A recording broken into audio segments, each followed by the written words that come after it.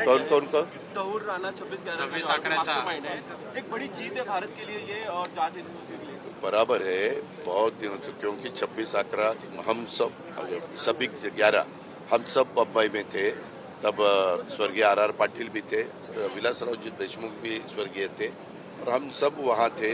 ये सब होने के बाद हमने भी राउंड मारा था, जहाँ ये घटनाएं हुई थी और वो इतनी गंभीर घटना थी कि पूछो मत। इसीलिए उसका मास्टरमाइंड कौन है ये पूछताछ करने की बहुत कोशिश की।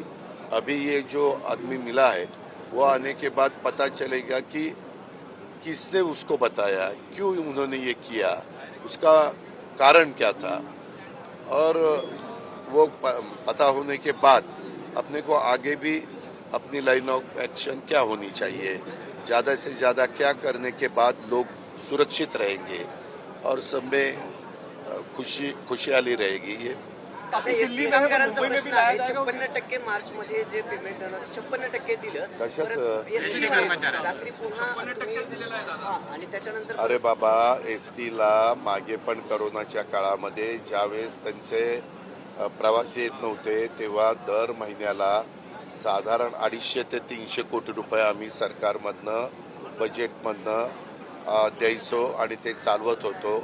आता आपण 50% महिलांना तिकिटामध्ये सवलत दिलेली आहे। बाकीच्या पण दिव्यांगांना, ज्येष्ठांना, विद्यार्थ्यांना अशा काही आपण सवलती देतो। अनेक घटकांना त्याच्यामध्ये सवलती देतो आणि त्याच्यामध्ये ह्याचा काही परिणाम त्याच्यात होत असेल, पण सवलती देत असेल तर आम्ही त्याची रक्कम आहे ती बजेटमध्ये तरतूद करून त्यांना देत असतो। आता त्या खात्याचे मंत्री हे प्रताप सरनाईक आमचे सहकारी आहेत, ते आता CMD झालेले, म्हणजे चेअरमन पण झालेले आहेत आणि त्याच्यामुळे मध्ये त्यांनी कॅबिनेटला पण सांगितलं, मला अर्थसंकल्पात पण सांगितलं, आम्ही काही टार्गेट मोठ्या प्रमाणावर व्हेकल बसेस आणि काही CNG बसेस घेण्याचं त्या ठिकाणी ठरवलेलं आहे। तशा प्रकारे झाल्यानंतर थोडं एक आहे, देशात किंवा जगात पब्लिक सर्व्हिस ट्रान्सपोर्ट कुठंही फायद्यात नसते असं माझी माहिती आहे। चुकीचे असेल तर मी माघार घेईन, पण माझी माहिती आहे शेवटी सर्वसामान्य माणसांना पब्लिक सर्व्हिस ट्रान्सपोर्ट ही किफायतशीर दरामध्ये तिकिटाचे दर असले पाहिजे आणि त्याच्यामुळं तशा प्रकारचा प्रयत्न सगळेच सरकार करत असतं आणि त्यामध्ये आमचाही प्रयत्न तोच आहे। पण आता तिथल्या अनेक जागा, आपल्या बसस्थानकाच्या जागा इतक्या मोक्याच्या आहेत तर BOT तत्वावर त्या जागा देऊन त्याच्यातून काही पैसा उभा करायचा आणि त्याच्यातून इन्कम वाढवायचा, हाही एक त्याच्यामध्ये प्रयत्न आहे।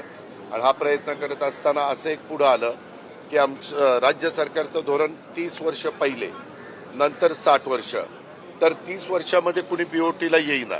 ते म्हणतात बांधकाम करायला आम्हाला 2-3 वर्ष लागतील, पुढं 25 वर्ष राहतील आणि मग कसं आमचं व्हायचं।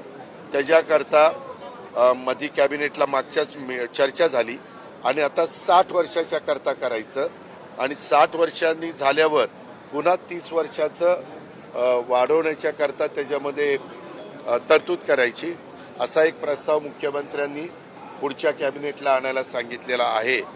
तो तयार झाल्यावर येईल आणि त्याच्यातून बऱ्याच अंशी प्रश्न सुटतील। पण आता तुम्ही जे काही सांगितलंय, मी काल जरा दुसऱ्या कामात गडबडीत होतो, मी त्या संदर्भामध्ये जरूर परिवहन विभागाच्या सहकाऱ्यांशी पण बोलील, प्रतापराव सरनाईक साहेबांशी पण बोलील आणि कसा मार्ग काढायचा ते CM साहेब आणि आम्ही एकनाथरावजी वगैरे बसून ठरवू। लोकशाही मराठी ऐका, पहा, जागरूक रहा।